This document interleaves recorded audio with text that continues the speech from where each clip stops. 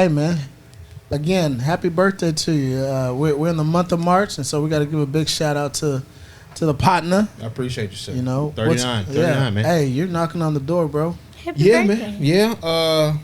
And the goal I set for myself when I turned 35, I'm not all the way there, like physically, right? Right. But I am definitely on the road to being there, and it will definitely be sooner rather than later.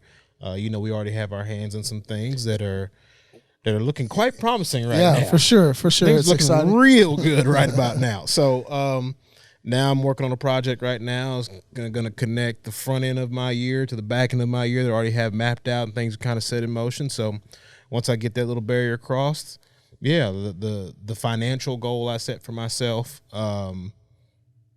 it's one of those things. I mean, we always talk about, like, you just put your head down and go to work, and then you look up in a hot second, you're like, oh, you start to see the light at the end of the tunnel, and at first it's a flicker, and it's brighter and brighter and brighter. Well, like mine I see the light bulb. Yeah, I see it, and so every day is 2 to 3 steps forward towards that goal, and every now and then you might stall out for a couple hours in a day, but like I see what I put in motion, what I said I want to do at 35, I see it all truly coming together in a hot second, like immediately. and it's really interesting because when you're close, right?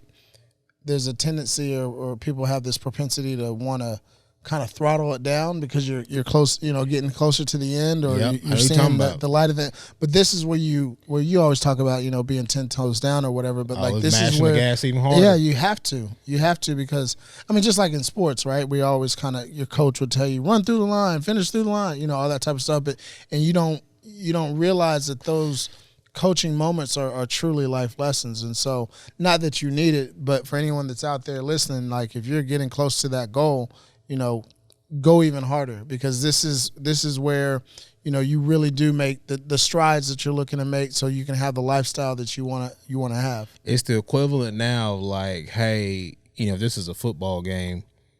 We're up 14 getting ready to go into halftime. Let's see if we can turn this into 24 before. Let's see if we can score and steal another possession before this game goes to halftime. Yeah, and the other thing about that, like he's talking about with the sports reference, is that momentum is real. Oh, but it works on both sides. It's years ago we talked about getting it out the mud. Right now we're out the mud, we're moving. And if you have momentum on your side, you better keep them on your side, Uncle Mo. Hey, literally and figuratively, yeah. But things looking good, man. I appreciate the birthday love, and shout out to Mrs. Mosley for taking care of me. Yeah, she is the one person who can make me stop and sit down, and she should. Exactly. That being that person. Yeah, her and my daughter can make me stop and sit down and follow direction. And so yeah, it's good, man. I got no complaints.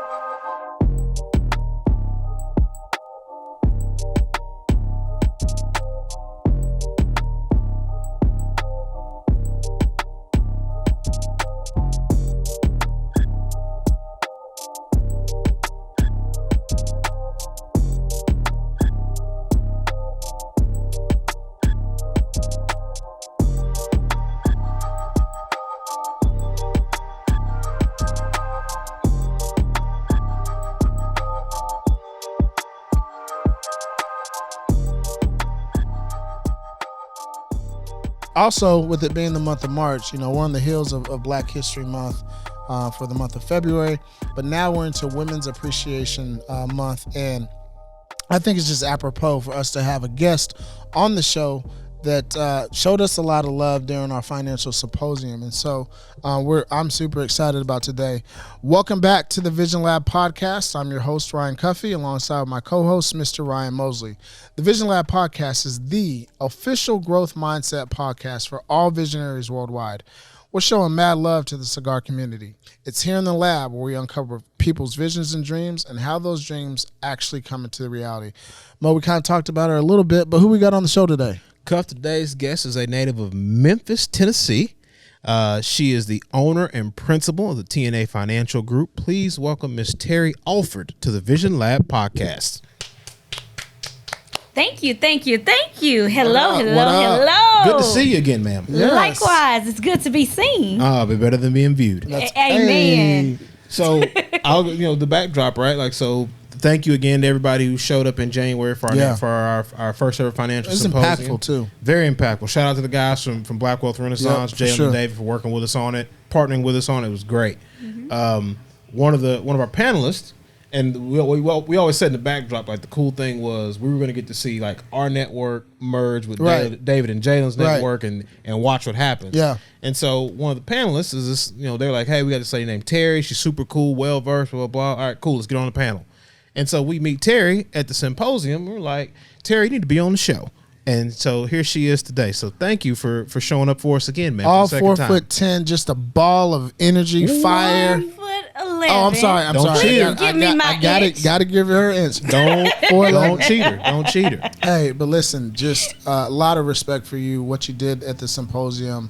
I know that you impacted lives, and that was, the goal for the symposium. Let's just jump into it. Obviously, with it being Women's Appreciation Month, we want to just say thank you for being you.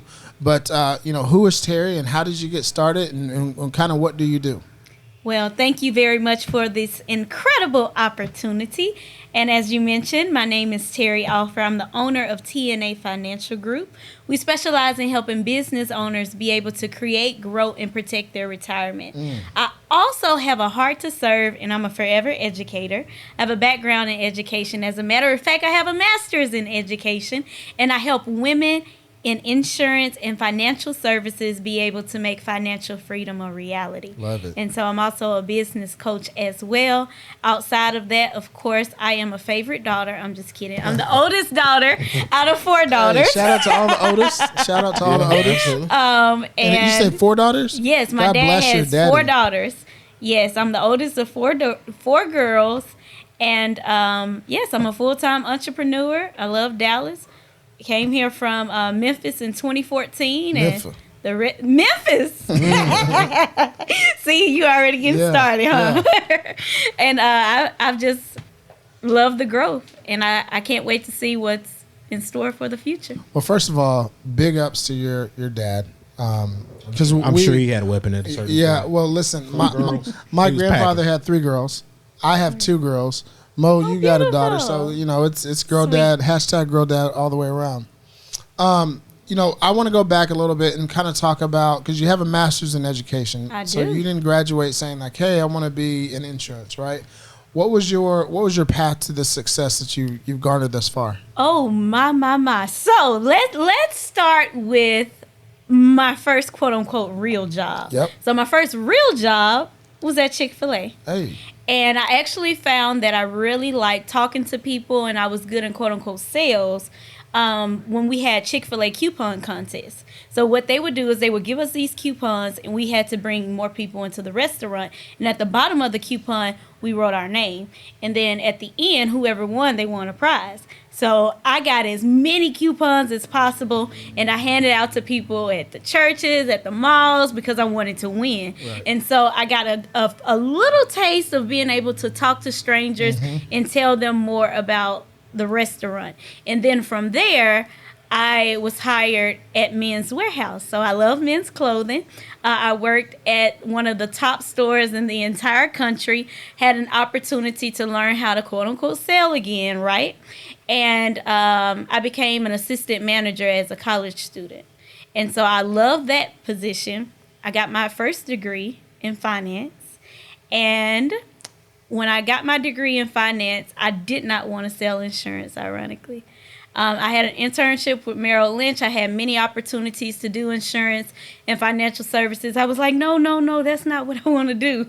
Long story short, here I am today. But I was looking for an opportunity to allow me to move and explore another city. I had been in Memphis in the Mississippi area my entire life. And so I was placed in Dallas through a program called Teach for America. Okay. And so I became a math teacher and a science teacher. And I still love teaching. I still love math and education. And long story short, I was at a coffee shop. Okay. And I was preparing for summer school, and I saw this guy looking at me, and I looked at him, and I looked back down. I said, "Please don't say anything to me. Please don't say anything to me." And he looked at me and smiled. I said, "God doggy, he's gonna say something to me." And lo and behold, some people call him Dr. Jake now. Yep. I call him Taylor. Yep. And so Taylor came over and he was like, "What you doing?" And I was like, "I'm preparing my lesson." Long story short, he convinced me to get a license. He was a teacher at the time, Hold on 1 second. Let's back up. Taylor, as you call him, but Dr. Jake, as we call him. We've had him on the show. He's actually going to be on the show here in a couple of weeks. But he's not an unattractive person. No. You know what I mean? Like, no, not at why all. were you like, no, don't even look at me like that? I could, because have you ever been doing something and you feel like somebody's watching you? Yeah. Yeah, he was watching me, and I was like You felt like somebody's eyes was on I was you. like, somebody's watching me, and I looked, and I was like, oh man, that man is watching me. Then when he came over, and here's what's so funny. So when he came over, he talked to me for a moment, and then after he spoke for a moment, then I was tag teamed by his business partner, and then he came over. I'm like, goodness gracious. They wouldn't let you out of there. They wouldn't let me out. So I was like, okay, I think I can get my way out of this. And then here comes the guy's dad. So literally all three of them, I was like, okay. I'll get a license. Oh, they hit you like right then and there. Right then and there. I was like, okay, I'll get a license. Because I just was like, I don't think I'm going to get out of this. And so long story short, fast forward, I still worked in education. I was an educator. I love education. I got my master's at SMU. I was in and out of financial services. I knew at one point in time I wanted to go full-time in my business, but towards the end of 2019, I was serving as a private school principal, and I just felt like my time at the school was coming to an end, and I just didn't know how it was going to happen, but I just had this feeling, right? And so at the end of 2019, I left the school I was at. I was a private school principal of a STEM academy. It was amazing. I loved it. And I just felt like I had to leave. And so I left. I prayed. I fasted. I was like, Lord, tell me what to do next. And I just kept hearing, be still. And I'm like, be still? What do you mean be still? You got to tell me what to do next. And so fast forward. 2020, March of 2020, by the way, I had in my mind what I wanted to do, but I was still working my insurance business part-time just to, fill that gap. So this would have been around June-ish, June of 2019 that you left the Oh, no, school, this right? this was the fall of 2019. Oh, yeah, so I left during the school year, and that was so difficult. That was so hard. I was like, oh no. And I was like, okay, there are so many things I can do, but every time I got ready to do like a job application, I started feeling sick. It was the weirdest thing. Like I was feeling sick to my stomach. I'm like, what do you want me to do? Like, so I just was like, okay, I'm just going to be still. I'm just going to work my business here and just see what happens. Right. So in March of 2020, March 13th, 2020, my mom called crying. Or is that an important date? It's March 14th, 2023. So 3 years ago, almost to the day. Yeah, so March 13th, my mom cried, and she was like, she told my sister and I that she had been diagnosed with breast cancer. Oh, wow. That was also the day that I had an event planned in Dallas, and everything was shutting down. And I just didn't understand what was happening. So the entire country shut down because of the pandemic. And so I decided to go home, take care of what my mom needed. Fast forward, that was March of 2020. And I'm like, okay, so now I see why I'm not working anywhere. I need this time.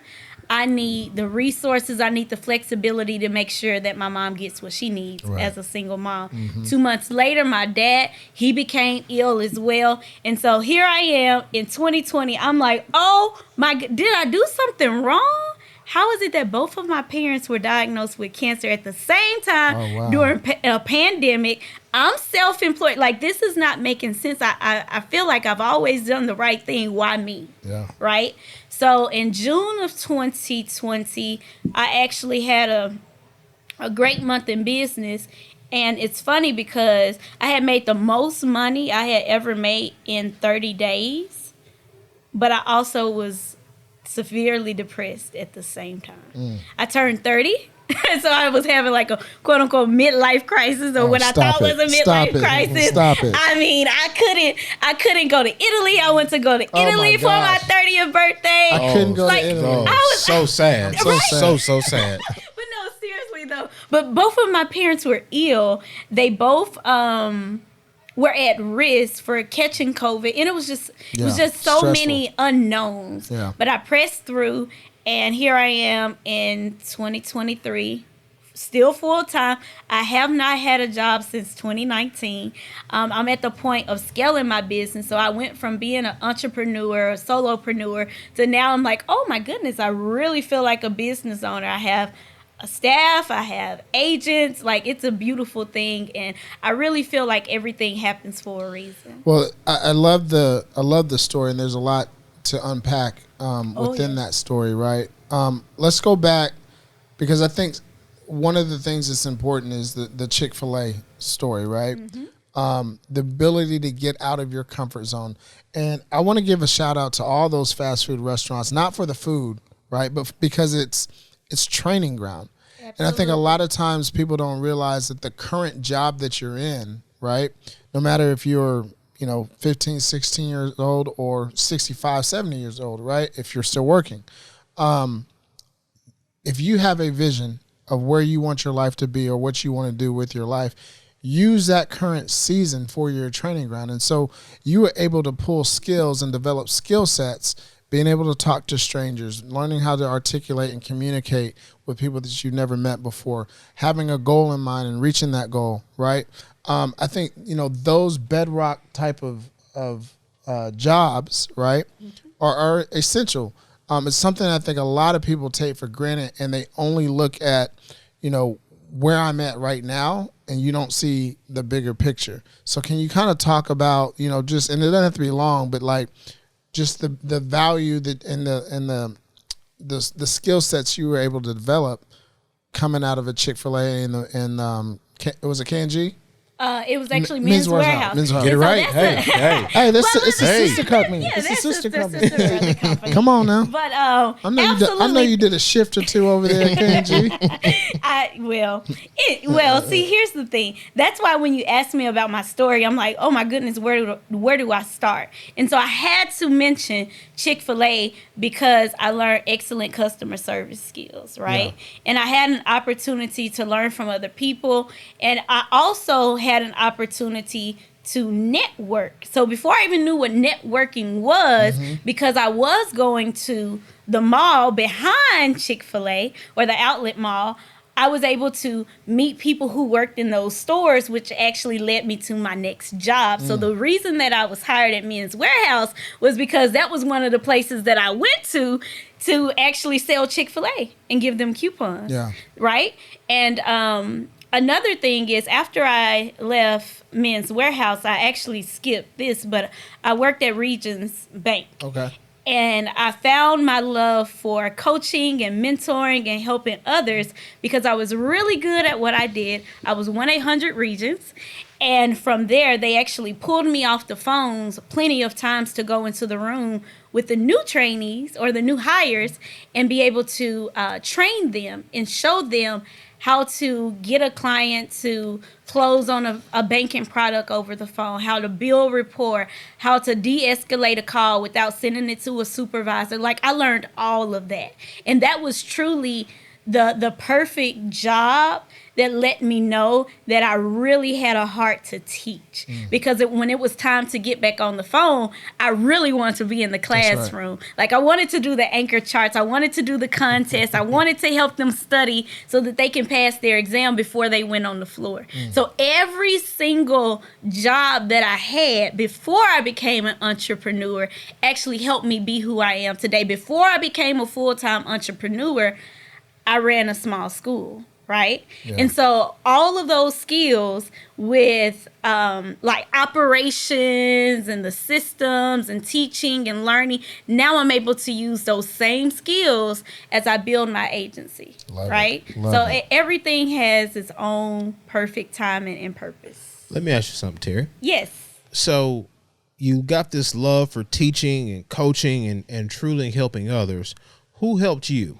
Oh, that's a great question. Like who? Like obviously you observed this passion for service is what I'm calling in my head right now. You observed this on some level, so I'm wondering along your journey, right, between Chick-fil-A and being a student and Men's Warehouse and Regions Bank, and you and I need to talk about Regions Bank, by the way. Okay. I got some good news for you. But I'm wondering, like, who helped you along the way? Like, I mean, we've all got an element of, entrepreneurship and really, like, getting it out the mud, as I love to call it. But there's always somebody along the way that helps. So, like, who helped you? Who's been an influence for you? Who's been somebody you can lean on kind of along your journey? Well, again, Dr. Jake was the one that convinced me to actually get the license. So I can remember days and nights of us trying to strategize, like, what we were going to do and how to make this insurance thing work in the beginning. So that was a very critical part of my journey. But I will say I must first give credit to my dad. So my dad is a very strong leader, and even when I was an instructional coach and a principal, when I had those difficult moments in managing adults, essentially, I would talk to my dad.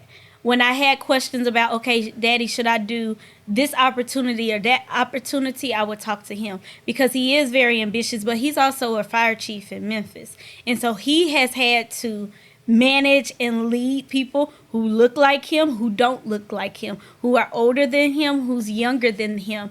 He told me stories about opportunities that he missed out on when he was in college and when he first started adulthood because he was fearful or he just didn't, he just wasn't dreaming big enough. And so he encourages me and he inspires me like, baby, go do it. If anybody can do it, you can. So even when I was not very open about the fact that I decided to leave my job, like he was one of the few people in this world who knew that I left my job. I was like, okay, Daddy, I'm leaving. I'm just letting you know I'm good for now. But I just want to let you know that I'm leaving and I may be calling you for help. I want to anchor right here for a second because a lot of our audience are visionaries, right? Mm-hmm. Are parents. As a child, as a daughter, mm-hmm. How important is it to hear from your father, right? Baby, you can do it. Baby, I believe in you. If anybody can do it, you can. How important is it to hear that language? Extremely important. I'm a daddy's girl. And also, I'm not married. I don't have any children. But when I do get married, that's one of the things that I look for in a mate. Someone that's also going to be my cheerleader, somebody who's also going to push me to be better and not just let me be content being mediocre. And it was really important for me to hear, baby, I'm proud of you. Like that was really, really important for me. It was important for me to understand as a small child, like my daddy wanted what was best for me. And even though now that I'm 32 years old, I realized he was learning some things as a young man in his young 20s. He didn't do everything perfectly. No. And it's funny because we still talk about it to this day. There was this time in which he still apologizes. And I tell my dad, I'm like, Daddy, it is okay. It is okay. So he gave me the whooping of my life. I only got a few whoopings. I think I got 2 my whole life. But he gave me a whooping because I left my sister in the bathroom at Chuck E. Cheese, right? I was like maybe 6. He had 7. He had gotten a divorce from my mom, and I thought I broke the toilet. I freaked out. Water was all over the floor. So I ran out, and I was like, Daddy, I'm sorry. And I left my baby sister. Well, she was my baby sister at the time. And I left her in the bathroom, and he looked at me, and I'll never forget. He looked down at me, and he said, where is your sister? And it was like a scary movie. I turned around in slow motion, and my sister is coming out the bathroom. Her pants are down. She's crying. Ah! And I turned back and I looked at him. He said, I'm going to beat you. And I laugh still to this day. But that was such an important part of my life, because what he was trying to teach me was, you are a leader and your sister is going to depend on you. And no matter what, you have to make sure that your sisters are okay. Your family is okay. Not everything is going to work out perfectly, but never leave your sister in danger. Now, if you ask him today, he's going to say, oh, I'm so sorry I gave her that whooping. I'm so sorry. I should have never given her that whooping. I was putting too much responsibility on her at a young age. But I tell him all the time, Daddy, I thank you for instilling like those leadership principles into me at a very young age, because they make me who I am today, or they made me who I am today. You know, I want to follow up with, you've had a lot of success in pretty much every stint that you've been at, right? But you seem to be so grounded. What keeps you grounded, knowing all the successes that you've, garnered thus far? My faith, of course. My faith, of course. It's no secret. I love God. And I know that I'm here for a reason, and I'm here to serve, and I try not to lean on my own strength. And so if there is ever a time in which I'm incredibly fearful, or I feel like I need to be lifted, I'm reminded, you know what? It's not about me, right? So I don't have to be perfect. I don't have to say the right thing all the time. Like, I'm just going to pray, do what I'm supposed to do, and let God take care of the rest. Love that. I have to ask because I'm looking forward to her answer.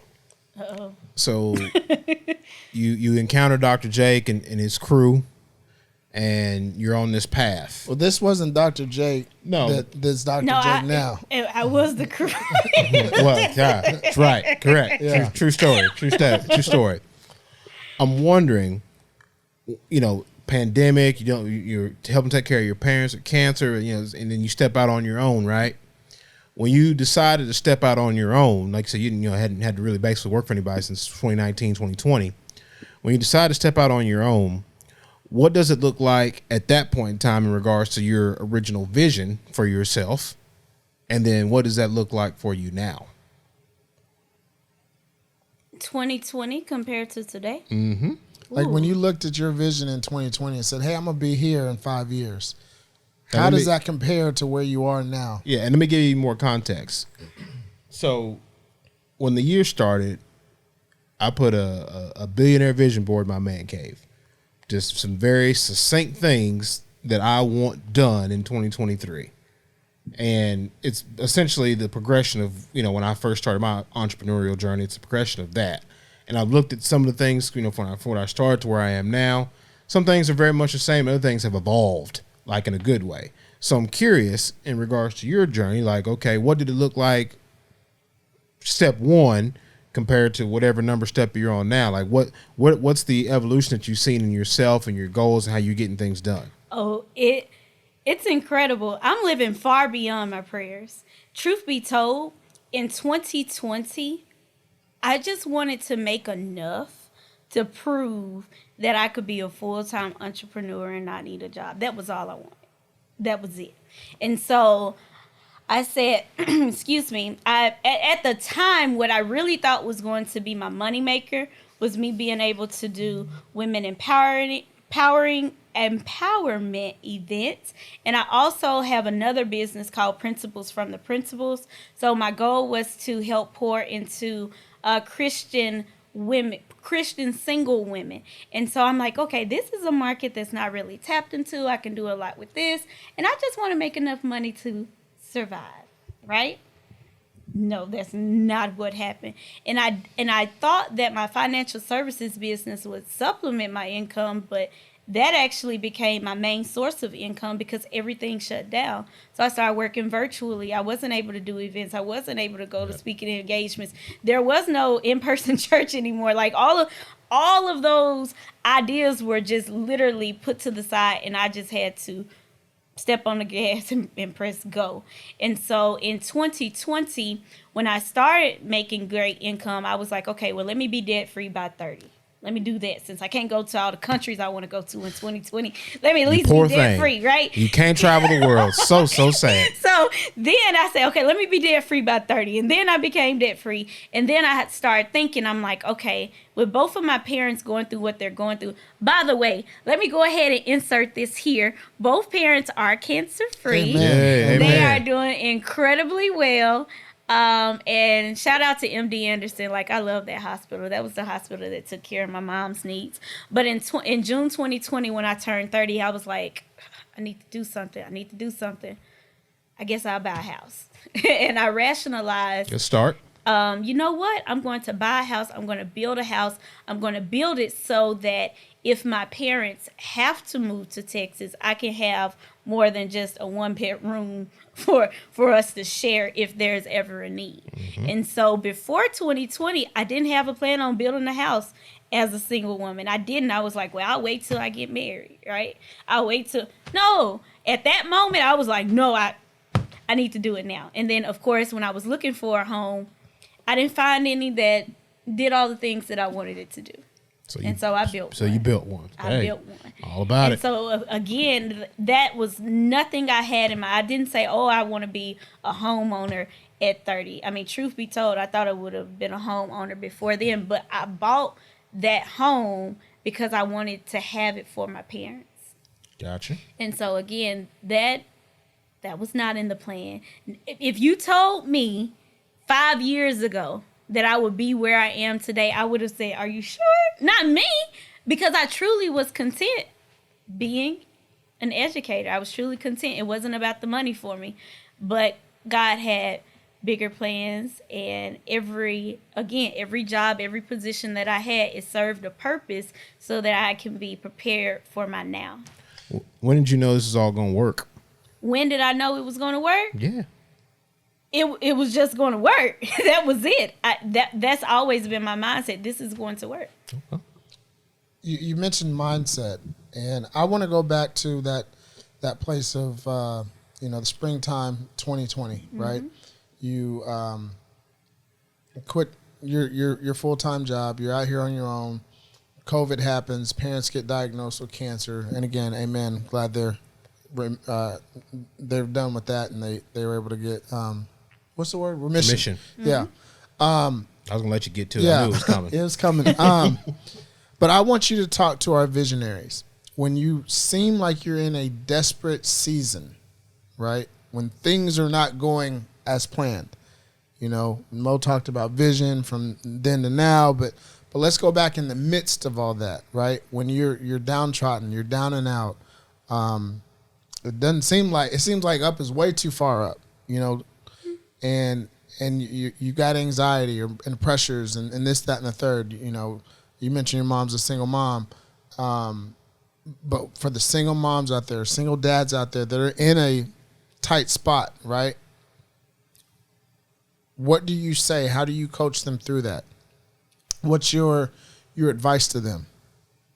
Of course, they need to have a growth mindset Amen. Instead of a fixed mindset. Yes. Because a fixed mindset says the way things are is the way they're always going to be. And so I have always had big dreams, big goals, but even during those seasons in which it was very dark, because I have had some dark seasons. I may be smiling and everything right now, but it has not been all sunshine and rainbows. It has not. Even in those dark seasons, I had to really think about who I am and what do I do really, really well. Everyone who has the right mindset can be an entrepreneur, can create another stream of income.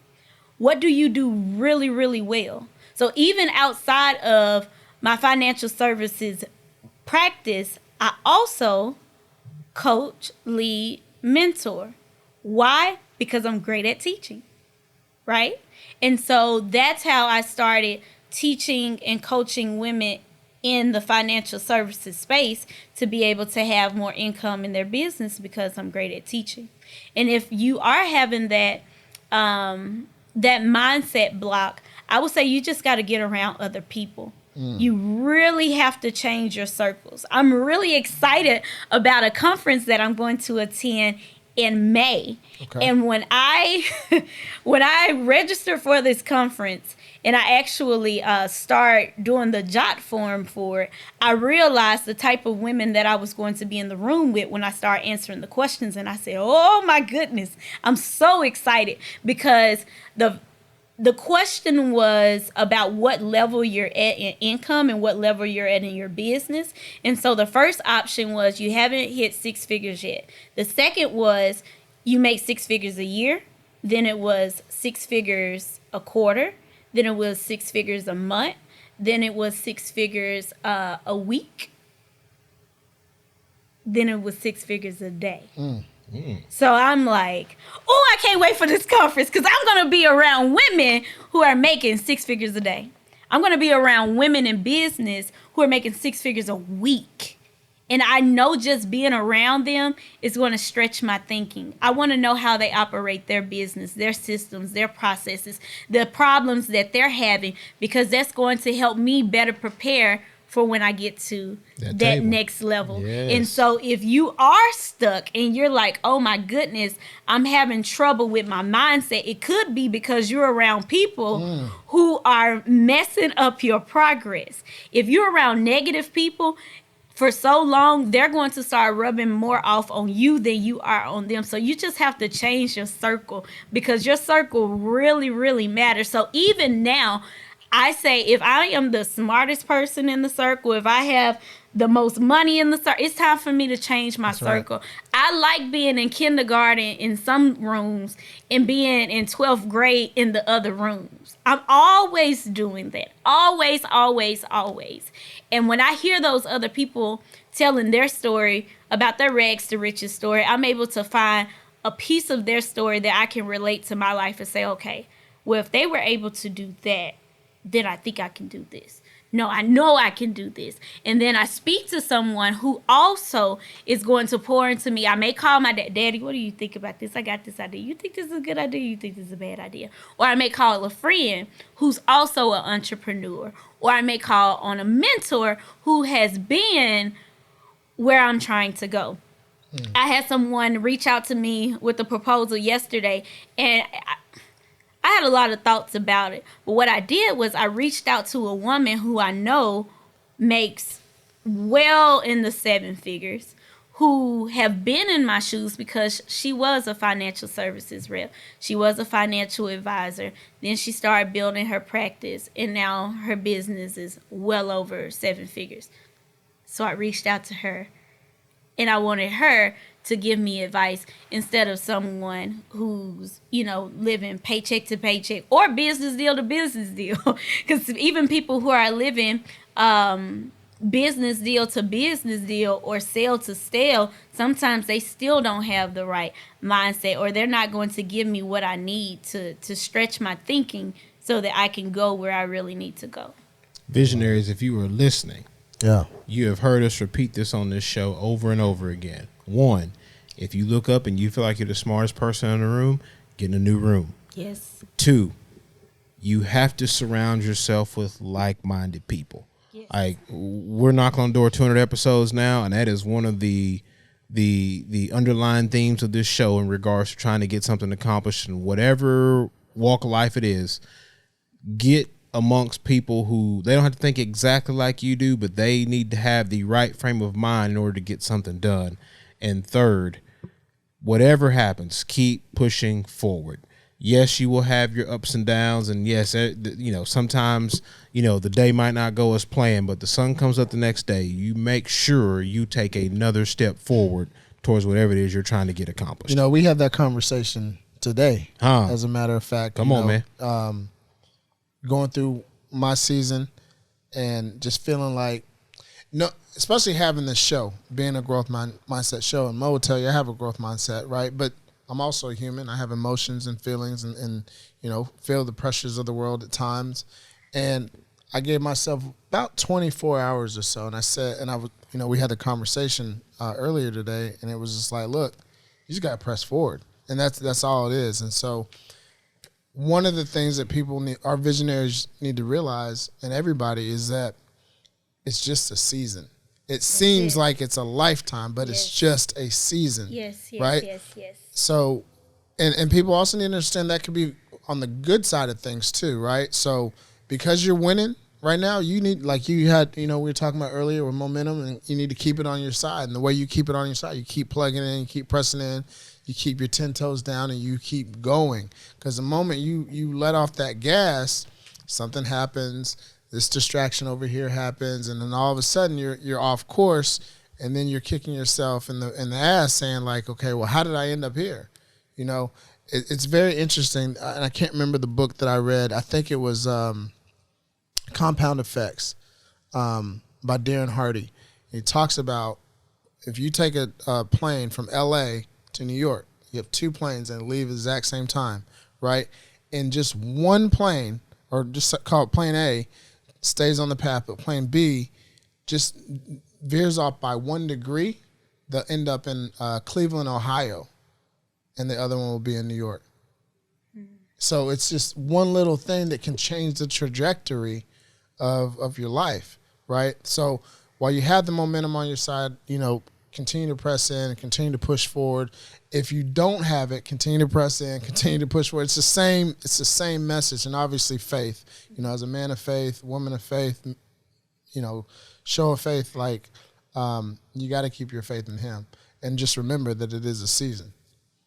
That's powerful. To the conversation we had earlier today, you're right. And as we're sitting here talking, and I'm sure you will agree with this, it's always great to have help in whatever it is you're trying to get done, right? But I also think, and this goes back to a conversation you and I had with a guy, like, I don't know, probably almost 4 years ago now, when he said the universe is going to test you. Yeah, it's going to stretch you.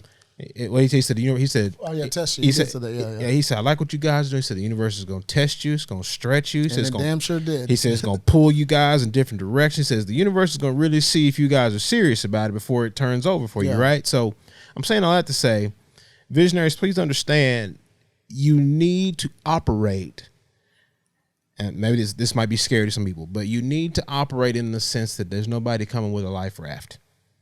You need to operate in the sense of you better figure out how to build your own raft. Now, along the way, somebody might come through and drop off a couple planks on somebody's boat might have capsized along the way. You might find some supplies, but operate from the sense of I've got to build my own boat, because while there are good people out there in the universe, this whole entrepreneurial thing and just trying to get something done in general, you've got to be willing to help yourself before somebody else, offers their help. And that sounds so simple, but we're in this age of doing things handouts. Handouts. That's the microwave society. Like, there is a certain element to like really getting things out the mud to where like you really earned what it is you got. You really like nobody can quote unquote take it away from you. Nobody can say, hey, I just handed it over to you, whatnot. There's an element to it that is important as we're learning. And so I'm saying all this because, like you said, you put your faith in God and you just went for it. And, we've learned this, we've just doing this show now. We've learned that like people will help you once they see you're serious about helping your own cause. Like, don't just expect to show up, hey, I got this great idea and help me out with it. Like, but also people are like, well, what are you doing? Things start to happen because you're all the way in. Absolutely. You know what I mean? And you burn the boats like you always talk about. There's a part of it that you do have to burn the boats because you operate without a safety net, whatever phrase you want to put to it. But it's the universe checking to see if you're really serious about it. Yeah. Like, are you really dedicated to what it is you want? Because you just say all the time, what you want is the other side of fear. 100%. So if you're out here operating with this parachute as you jump out the plane, are you really serious about jumping out the plane? Are you really serious about it? Like, you kind of got that safety net. You got that easy button in the back of your pocket. Like, I don't know about that just yet. Yeah. And I'll also add too, there's a phrase that says, if you want people to give you what you want, you have to give them what they want, right? And Jim so, Rohn. oh, there we go. And so, last month I spoke at an event, but before I spoke at that event, I volunteered and I help a woman be able to grow the presence of her Facebook group. And from that experience, I was able to speak. And at the end of the speaking engagement, I had a woman who came to me and shared with me that her mom had over $500,000 in her account. And she wanted to know how she can grow it because she didn't want to run out of money because the cost to cover her needs with her medical diagnosis is so expensive. And so I was able to help her, and I made money from that deal, right? But the incredible thing is it all started because I decided to serve someone else and help someone else grow her Facebook group. Then she asked me to speak. Then I was able to get a sale that would bring me 5 figures in commission. So if someone is struggling and you are a business owner, I always say, go help somebody else in their business. Wow. Help somebody else, and you never know what's going to come back to you. So I want to pivot. And that, first of all, that's phenomenal, right? Sage advice. Sage advice. I'm going to get a dog, and I think I'm going to name him Sage. By all means. But I want to talk about some of the cool things that you have going on, because you talked about this conference that you've attended and the conference that you're going to. You got some special news coming out, too. I do. It started yesterday, right? I do. Yes, yes. So I have a challenge. It's a 5-day challenge. It's called the Consistency and Cash Flow Challenge. And it helps insurance agents and financial professionals have more cash flow in their business. So every day we're talking about something in regards to what they need to do to make more money. And I'm training them for an hour to an hour and a half. And I'm giving homework each and every day. Now, when we talk about insurance, any line of insurance? Absolutely. Okay. And financial services. I have a guy who, he actually sent me a message today. He said, Terri, I thank you for your class. I have this month, well, he actually was talking about last month, so February, he said he had 15 new tax clients and 3 new insurance clients from what I told him to do in the challenge. The challenge is only a $97 investment. Tell him, hey, you need to cut me some of those commissions. Look, Saw me something on the back end. We working on some deals because he's like, I need you to do this and this and this and that. I said, okay, I got you. Yeah. But in all seriousness, I want to give you the opportunity, right? Because you've been dropping some fire on the show. I want to give you the opportunity to drop your social media handles, your website. How can our visionaries get in contact with you if they want to reach out to you? Absolutely. So you can call 682-305-1593, or you can go to my website, which is www.tnafinancialgroup.com. My social media tags or pages are at TNA Financial Group. All of them. All of them. Perfect. Well, I think it's that's about that time, Pete. I believe so. So. Terri, again, we thank you for being on the show. As we get ready to wrap it up, we are at the part of the show we call Landing the Plane. We ask everybody the same couple of questions as we close things out. So, with that being said, it's you, and there is an imaginary round table. You get 5 seats at that table. You can have whoever you want, dead or alive. The only stipulation is that you can't have God at your table, because obviously who would want to talk? Or Jesus. Who would want to talk to them? That's too easy. Oh, man. Okay. Yeah, outside of that, dead or alive, who do you want at your table? Oh, my. Wasn't ready for that one. Let's see. I would like to have Rihanna at my table. Oh, Riri. Is that a first? I think that's a first. Yeah, you might be right. Really? No one has said Rihanna? I don't think so. Rihanna would be at my table. I would also like to have, let's see, Sojourner Truth. I'd like to have her at my table. Wish this was April. Say it again. What did you say? No, I said I wish it was April. He understands. Oh, okay. I would like to have Oprah at my table. Okay.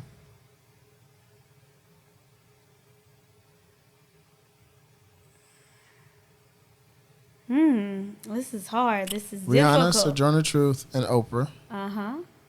I would like to have Michelle Obama at my table. Okay. Last one. Last one. I would like to have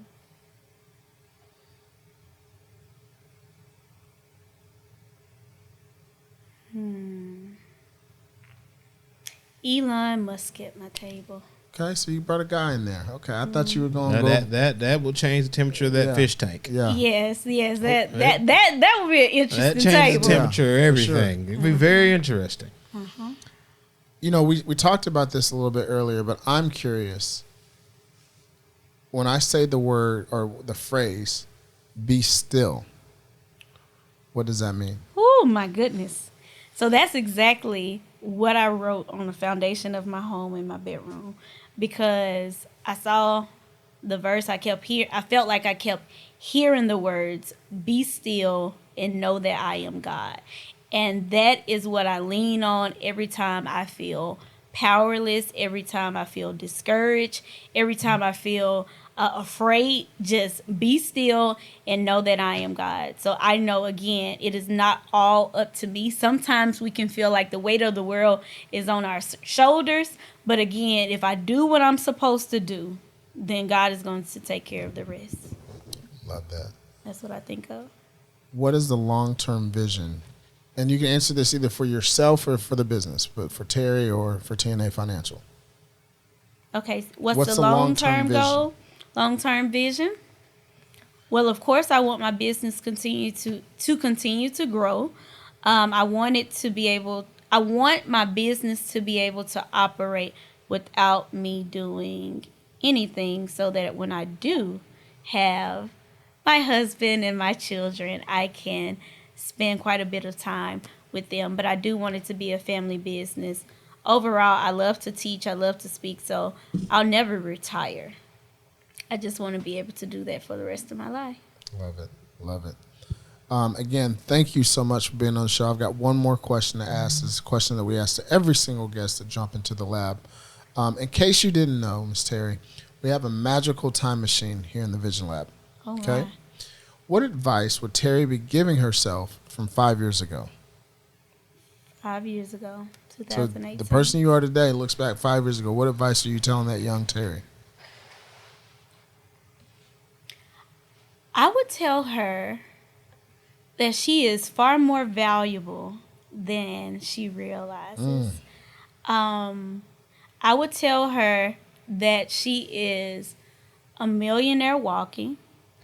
She just needs a millionaire mindset, and she needs the confidence to know that there are people out there who are waiting on her to meet them, to inspire them, to encourage them, to bless them. But she just has to believe that she can actually do it and stop playing so small. Well, you are 410. And great things come in small packages. Big facts. Great big things Big come in facts. small Big facts. packages. All right, so I'm going to make you a little bit older. Okay. Okay. So you're 5 years older. 5 Okay. years older. Ooh. What is the older version of Terri? What advice is she giving you today? Self-care is important. Rome was not built in a day. Okay. Take your time. Smell the roses. Enjoy life. Time is very, very precious. And so remember, the reason that you are a full-time entrepreneur is because you want to have time freedom as well as financial freedom. So make sure that you're savoring moments and not always thinking about business, but really, really making sure that you're spending time for yourself, you're spending time with your family, and you have an incredible balance. Your work life and your personal life operates in harmony. Phenomenal answer. Yeah, that was a really Phenomenal good answer. answer. That's a really good answer. So we Almost had like you on the show. Yeah, for sure. Again, Terri, thank you so much for jumping into the lab with us. It's been an absolute honor. I know I've been enriched off of this conversation, and I'm sure Mo has too. And visionaries, we hope that you are as well. And remember, each one of our guests that are jumping into the lab are dropping nuggets of wisdom on the trail of life. Ultimately, my friends, it's up to you to pick them up. Ladies and gentlemen, my name is Ryan Mosley. He is Ryan Cuffey. Thank you again to our guest, Ms. Terri Alford of TNA Financial, owner and principal. Make sure I said that correctly. And we will see you guys next time on another great episode of the Vision Lab podcast. Thank you very much. Blessings.